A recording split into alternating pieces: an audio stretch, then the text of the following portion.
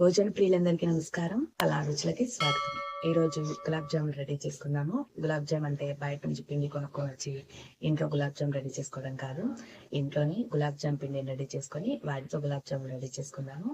మరి అవి ఎలాగో చూసేద్దామా? ఈ వీడియో కనుక మీకు నచ్చితే తప్పకుండా లైక్ చేయండి. అలాగే సబ్స్క్రైబ్ చేసుకోండి.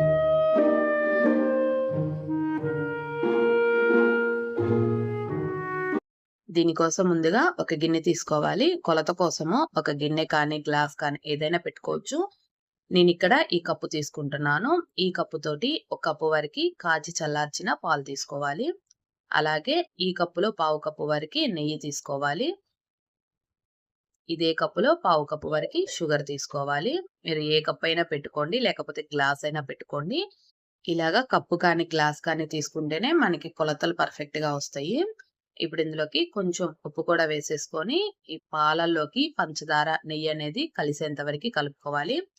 ఇది మొత్తం కరిగిపోయిన తర్వాత మనకి వెన్న పూసలాగా వచ్చింది అన్నమాట. ఆ టెక్స్చర్ వచ్చేంత వరకు కలుపుకోవాలి. ఇలా చేతితో అయినా కలుపుకోవచ్చు, లేకపోతే విస్కర్ తో అయినా కలుపుకోవచ్చు. సుమారు 10 నిమిషాల దాకా కలుపుకోవాలి. కొలత అనేది ఎప్పుడైనా సరే ఏదో ఒకదాన్నే పెట్టుకోండి. కప్పులు కానీ గ్లాసెస్ కానీ ఏదైనా సరే ఏదైనా ఒకటే పెట్టుకుంటే మనకి పర్ఫెక్ట్ గా వస్తాయి. ఇలాగా స్మూత్ టెక్స్చర్ వస్తా ఉంటది. ఇప్పుడు ఇందులోకి కొంచెం బేకింగ్ సోడా వేసుకుందాము. బేకింగ్ సోడా కూడా వేసేసుకొని మళ్ళీ ఒక 5 నిమిషాలు కలిపేసుకుందాము.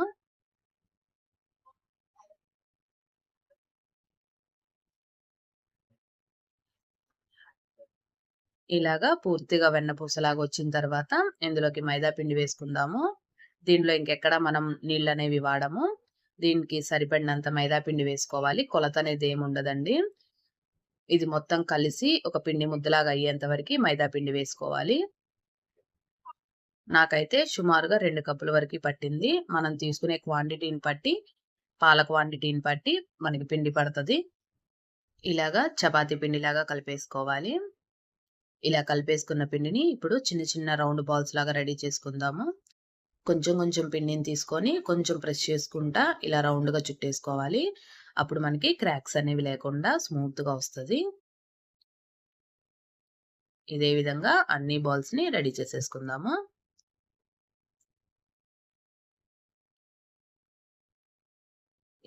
ఇలాగా అన్నిటిని రెడీ చేసేసుకొని పక్కన పెట్టేసుకుందాము.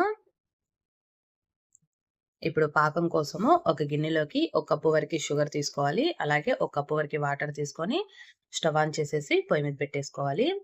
పంచదార అనేది పూర్తిగా కరిగించుకోవాలి. మనం కలిపి పెట్టుకున్న ఈ గులాబ్ జామ్ పిండి అనేది ఫ్రిడ్జ్ లో పెట్టుకొని కూడా ఒక 4 రోజుల వరకు వాడుకోవచ్చండి. ఇలాగా పూర్తిగా కరిగిన తర్వాత పంచదార ఇందులో కొంచెం ఇలాచీ కూడా వేసుకుందాము. ఇప్పుడు పంచదార పాకం చూసుకుందాము. కొంచెం జిగురు పాకం వస్తే సరిపోతది గులాబ్ జామ్‌కి. ఇలాగా కొంచెం జిగురు పాకం రాంగానే ఒక 2 నిమిషాలు మరిగించేసి స్టవ్ ఆఫ్ చేసి పక్కన పెట్టుకుందాము. ఇప్పుడు డీప్ ఫ్రైకి సరిపడా ఆయిల్ పెట్టేసుకొని ఆయిల్ బాగా హీట్ అయినాక మనం రెడీ చేసి పెట్టుకున్న గులాబ్ జామ్స్ ఉన్నాయి కదా! వీటన్నిటిని వేసి వేయించేసుకోవాలి. మంటని పూర్తిగా సిమ్‌లో పెట్టుకొని వేయించేసుకోవాలి. అప్పుడే మనకి లోపల వరకి బాగా ఉడుకుతాయి. హైలో పెట్టేసుకుంటే పైన బాగా ఉడికిపోతే లోపల చాలా పచ్చిగా ఉండిపోతాయి.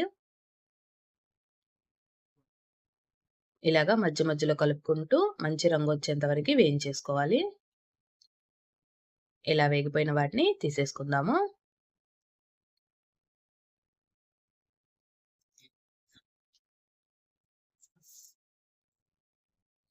ఇదే విధంగా మిగతా వాటిని కూడా వేయించేసుకుందాము. ఇలా పిండిని కలుపుకొని ఫ్రిడ్జ్‌లో పెట్టేసుకొని మనకెప్పుడు కావాలంటే అప్పుడు గులాబ్ జామ్స్ రెడీ చేసేసుకోవచ్చు.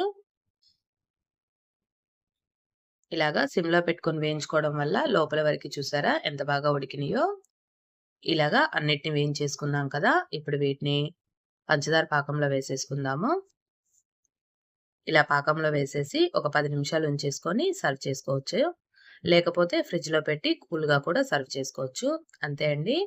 బయట నుంచి పిండి కొనకుండా ఇంట్లోనే గులాబ్ జామ్స్ రెడీ చేసేసుకోవచ్చు. తప్పకుండా ట్రై చేసి ఎలా వచ్చిందో కామెంట్‌లో చెప్పండి.